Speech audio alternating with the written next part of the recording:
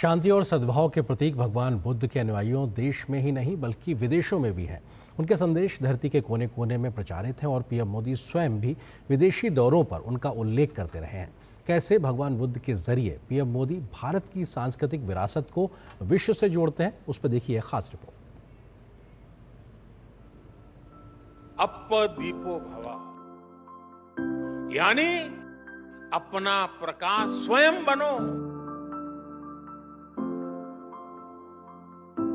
यही भगवान बुद्ध का वो विस्तार है जो पूरी मानवता को एक सूत्र में जोड़ता है। आध्यात्मिकता का प्रकाश स्तंभ बौद्ध धर्म विश्व में सभी को भारत की विरासत और संस्कृति से जोड़ता है। प्रधानमंत्री नरेंद्र मोदी विदेशी दौरों पर बुद्ध की जरूर बात करते हैं और कहते हैं कि आज का समय युद्ध का नहीं बल्कि बुद्ध का है। वे अक्सर विदेशी दौरों पर बौद्ध धर्म से जुड़े धार्मिक स्थलों पर जरूर जाते हैं और सांस्कृतिक कूटनीति को बढ़ावा देने के साथ ही अंतर्राष्ट्रीय संबंधों को भी मजबूत करते हैं।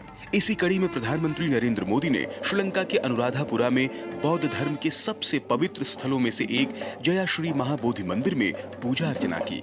यह भारत और श्रीलंका के बीच आध्यात्मिक और ऐतिहासिक बंधन का एक शक्तिशाली प्रतीक है। सदियों पुराने स्तूपों और मठों से भरा अनुराधापुरा लंबे समय से श्रीलंका की बौद्ध विरासत का प्रतीक रहा है।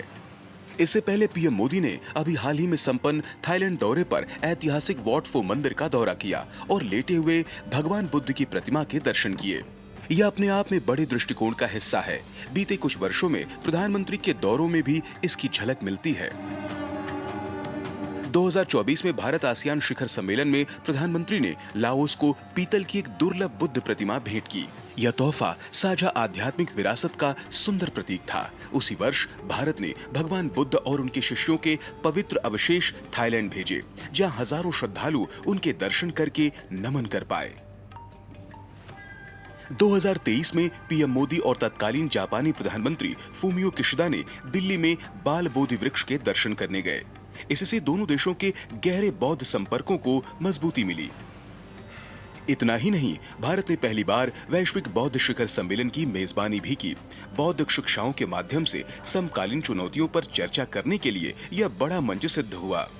2022 में प्रधानमंत्री मोदी ने बुद्ध पूर्णिमा पर लुम्बिनी, नेपाल का दौरा किया। पीएम ने भारत अंतर्राष्ट्रीय बौद्ध संस्कृति और विरासत केंद्र की आधारशिला रखी। उसी वर्ष भारत ने सांस्कृतिक और आध्यात्मिक संबंधों को मजबूत करते हुए कपिलवस्तु के पवित्र अवशेष मंगोलिया भेजे। 2019 में पीएम मोदी ने मंगोलिया में भगवान बुद्ध की भव्य प्रतिमा का अनावरण किया। 2018 में प्रधानमंत्री ने सिंगापुर में भगवान बुद्ध के पवित्र दंत अवशेष वाले मंदिर के दर्शन किए। 2017 में प्रधानमंत्री ने श्रीलंका में अंतर्राष्ट्रीय वेसाक दिवस समारोह में भाग लिया। प्रधानमंत्री ने वियतनाम, चीन और जापान की यात्रा की। ऐसी हर यात्रा ने बौद्ध धर्म के वैश्विक केंद्र के रूप में भारत की भूमिका को रेखांकित किया। देश में भी बौद्ध विरासत के संवर्धन के लिए मोदी सरकार ने बड़े प्रयास किए हैं। प्रमुख बौद्ध तीर्थों को जोड़ने वाला बुद्धिस्ट सर्किट भी ऐसी ही पहल है। वहीं महापरिनिर्वाण एक्सप्रेस श्रद्धालुओं को भारत और नेपाल में आध्यात्मिक यात्रा का शानदार अनुभव प्रदान करती है। भारत ने कुशीनगर अंतर्राष्ट्रीय हवाई अड्डे से पवित्र बौद्ध स्थलों तक बेहतर पहुंच सुनिश्चित की है। साथ ही नालंदा विश्वविद्यालय के पुनरुद्धार ने भारत को बौद्ध शिक्षा के वैश्विक केंद्र के रूप में पुनः स्थापित किया है। पाली को शास्त्रीय भाषा का दर्जा भी प्रधानमंत्री का इस दिशा में एक बड़ा कदम रहा। भगवान बुद्ध के ज्ञान को भावी पीढ़ियों के लिए जीवित रखने की दिशा में यह महत्वपूर्ण कदम है।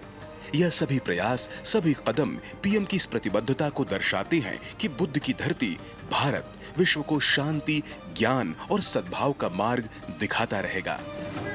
Bureau report, DD news.